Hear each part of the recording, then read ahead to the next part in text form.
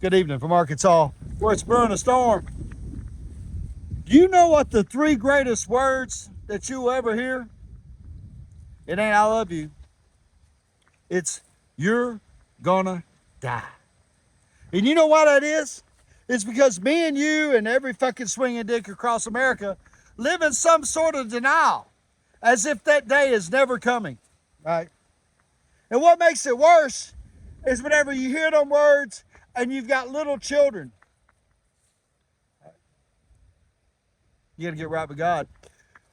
What he makes it right there with the worst is to know that you've been living your life in fucking addiction, shooting dope, fucking dope whores, selling yourself on the streets, and you go in for a routine visit because your heart's hurting or whatever, and that doctor looks at you and says, you're gonna die. And what plays through your fucking mind is this: not all the mistakes you made, but all the things you didn't do. All the things you didn't try. All the things that you didn't go hard on. Yeah, you could give a rat's ass what you got wrong, because at least in them moments you was trying something. But what will weigh heavy on your fucking heart when someone tells you, hey man, your time's up, you're gonna die, is the things that you did not do. Whether you've got young children, or if you're a junkie whore.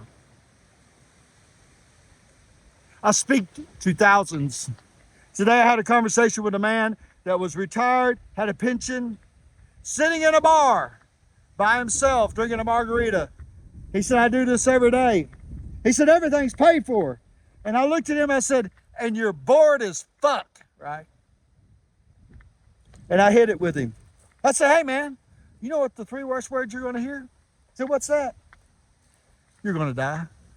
And not only are you gonna die, but you're gonna live out this meaningless life where you have a routine and you sit by yourself at a bar stool, drink your couple of drinks and go home and fucking repeat it daily. Because what you need is fucking purpose, motherfucker. That's what a man needs. He doesn't need a long life. He doesn't need fucking wealth. He needs to know that what he is doing matters. Hallelujah. It counts. They're going to read about it in a book someday. And what offsets that in our meaningless little fucking brief time of life is that we think we're going to live forever, and bitch, you're not. And so time matters. And what I'm asking you today, America, from you young man, because I will cover this tomorrow, the Department of Defense reinstated its rules for fucking use the military against its civilians.